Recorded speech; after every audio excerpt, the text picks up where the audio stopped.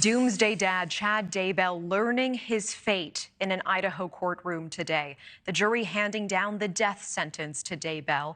Earlier this week, that same jury found him guilty of the murders of his stepchildren Tylee and JJ, as well as his first wife, Tammy Daybell. He was also convicted on 2 counts of insurance fraud.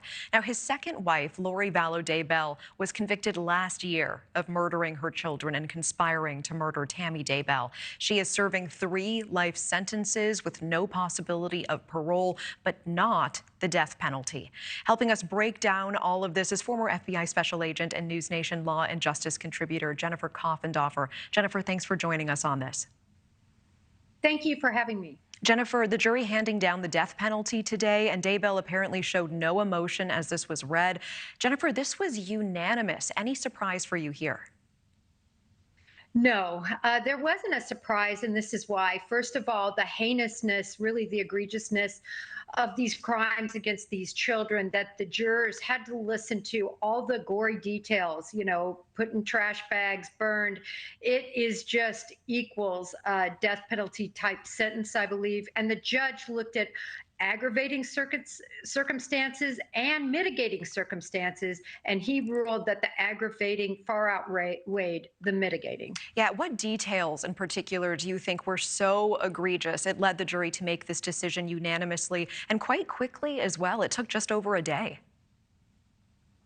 Yeah, I think when you look at the fact, the age of the children, just minors, JJ so small, only 6 years old. You look at the fact that they were found in his backyard. Tylee was burned. JJ was wrapped in duct tape and in a trash bag and buried in a pet cemetery. It was all just so egregious. Yeah, and to your point, Chad's lawyer said that there wasn't enough evidence to tie his client to these killings. He suggested that Vallow Daybell's older brother, Alex Cox, was instead the culprit. Now, Alex Cox is dead. But Jennifer, as you mentioned, the children's remains found buried on Chad's property. Tylee's DNA found on a pickaxe and shovel in a shed. As you said, JJ's body wrapped in a trash bag, a duct tape as well, according to prosecutors. In the end, it does seem that these details were enough for the jury to convict.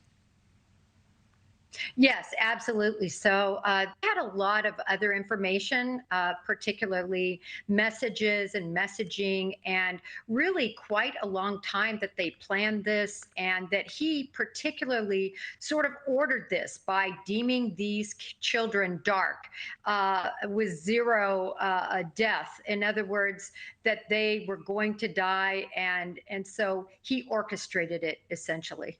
Idaho, one of the few states where execution by firing squad is available. What are your thoughts on this? Could we really see that happening here? I don't know about in this instance, but it's certainly possible. It's important to realize why this happened. And it's because there have been so many failures with lethal injection in Idaho, causing executions to be pushed out. And for this reason, they wanted to offer this bill 186 to offer an alternative solution. And it's only in the event that they can't acquire the proper drugs to inject, or if the injection fails. Remember, these individuals injecting are not phlebotomists, they're executionists, and there are all sorts of issues with lethal injection. And we know this has been such a long ordeal for the family. The grandfather thanking the judge today, and they're just saying that this is closure for them. I want to ask, when his second wife, Lori, was sentenced last year for her part, she was given life in prison. Why the difference here? Why not the death penalty? Well, essentially, there were issues concerning discovery by the prosecution. And as a sanction for that, the judge took off the death penalty. So really, it was an error or string of errors that caused the death penalty not to be considered for Lori Vallow. Okay, I appreciate that context. And when asked by the judge today whether he wanted to make a statement, Daybell declined. Would a show of remorse at this point help any future plans to possibly appeal here? And what do you think the likelihood is that this could be appealed successfully in Chad's case? I think the death penalty very likely could be successfully appealed, and this is why. It really comes down to the defense attorney that throughout this process early on wanted to get off the case. He was not allowed to do so. He didn't have a second chair, and this was his first trial in a death penalty type case. And that lends itself to issues, I believe. So for those reasons, I could see the sentence possibly being overturned. Thank you for watching. Go to newsnationnow.com to find News Nation on your television provider. And don't forget to click the red subscribe button below to get more of News Nation's fact-driven, unbiased coverage.